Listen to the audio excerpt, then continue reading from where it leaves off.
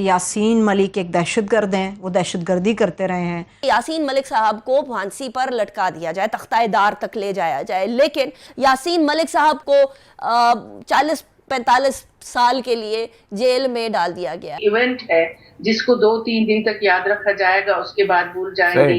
तो दूसरी तरफ हमारा हमसाया मुल्क एन बॉर्डर के उस पार वॉर एक्सरसाइजेस कर रहा है। वहां पूरे के पूरे तैयारी चल रही है कि पाकिस्तान के अंदर कोई ऐसा नाजुक मोड़ आए कि उस नाजुक मोड़ का फायदा उठाते हुए पाकिस्तान पर अटैक किया जाए। तो नाज़रीन, मुल्क का सियासी दर्जा हरारत इस कदर बढ़ चुका है कि सियासी गैर यकीनी की सूरत हाल पैदा हो चुकी है। भारत के मामले में ये सूरत हाल क्यों नहीं बन सकती? क्या मुस्लिम उम्मा की खराबी है या भारत की अपनी जो है लॉबी बहुत स्ट्रांग है? क्योंकि अगर वाकई मुस्लिम उम्मत इकट्ठी हो जाए तो उसके मुकाबले में भारत तो इतनी बड़ी मंडी नहीं है। कंज्यूमर सारे तो मुसलमानों में बैठे हुए हैं। अगर अरब आज कंज्यूमर मार्केट का बाइकाट करते हैं तो कुछ भी नहीं रहता पीछे किसी के पल्ले में। ऐसा तसादुम पाकिस्तान में देखना मुझे बिल्कुल अच्छा नहीं लग रहा। और क्यों नहीं लग रहा? क्योंकि तमाम पाकिस्तानियों के दिल धड़कते हैं कश्मीर के लिए, और कश्मीर हमारी शाहरग है। ये मैं नहीं, ये कायदे आजम ने कहा, और जब कायदे आजम ने कह दिया तो फिर हमारे लिए वो हरफे आखिर हो गया। अगर साजिश है तो किसने ये साजिश की है? हमारे मुल्क को अपने ही अंदर एक दूसरे के खिलाफ कर दिया गया है। किसने किया ये सब? जिम्मेदार कौन है? आगे जाके हालात कैसे बनेंगे? यासीन मलिक साहब जो कि फ्रीडम फाइटर हैं पाकिस्तान के फेवर के अंदर, वो कहते हैं कि कश्मीर बनेगा पाकिस्तान, हम लेके रहेंगे, आजादी के नारे लगाने वाले यासीन मलिक साहब को आज नेशनल इन्वेस्टिगेशन एजेंसी जो भारत की है उसकी कहने के ऊपर वो केस की एक फरीक थे, उनकी डिमांड थी कि यासीन मलिक साहब को फांसी पर लटका दिया जाए, तख्ताएदार तक ले जाया जाए। लेकिन यासीन मलिक साहब को जो सजा सुनाई गई है वो मैं आपके सामने रखती हूँ। सेक्शन 120B आईपीसी के हिसाब से उनको इंप्रिजनमेंट दी गई है 10 साल की, और 10,000 रुपए इंडियन रुपए फाइन दिया गया है। Section 121 of IPC life imprisonment दी गई है। सेक्शन 121A ऑफ आईपीसी के तहत उनको इंप्रिजनमेंट दी गई है 10 साल की, और 10,000 रुपए फाइन दिया गया है। सेक्शन 17 यूएपीए के तहत लाइफ इंप्रिजनमेंट है और 10 लाख रुपए का फाइन है।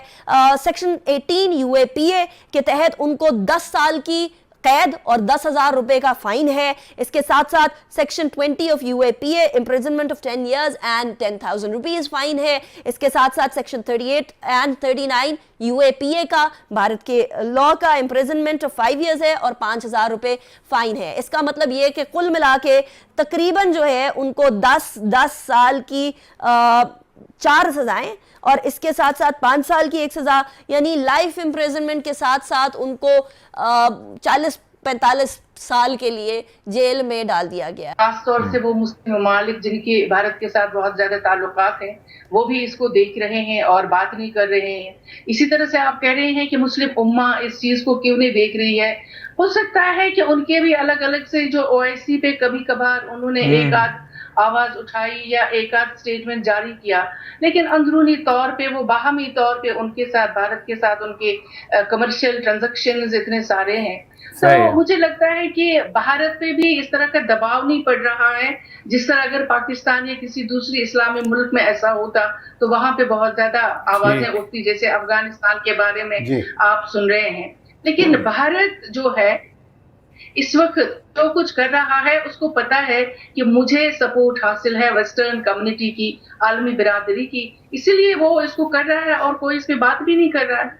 जिस वक्त भारत हमारे कश्मीरी रहनुमा को, हमारी शहरक को उम्र कैद सुना रहा था, ठीक उसी वक्त पाकिस्तान में खुद को कश्मीर का सबसे बड़ा सफीर कहलाने वाले इमरान खान सड़कों पर ख्वार हो रहे थे।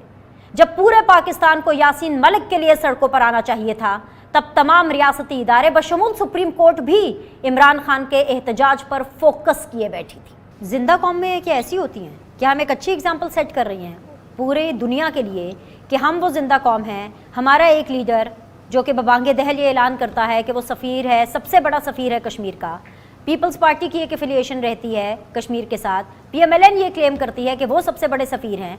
लेकिन हमने क्या एग्जाम्पल सेट की? आज इतना बड़ा दिन है, वो बदबख्त दिन है जिस दिन आज यासीन मलिक को हमारा जो दुश्मन मुल्क है भारत, वो उम्र कैद सुना देता है, और हम सिर्फ और सिर्फ अपनी सियासत में फंसे हुए हैं। इमरान खान के जलसे, धरने, व्हाट्सएवर जो वो करना चाह रहे हैं, हम उसके ऊपर फोकस किए बैठे हैं।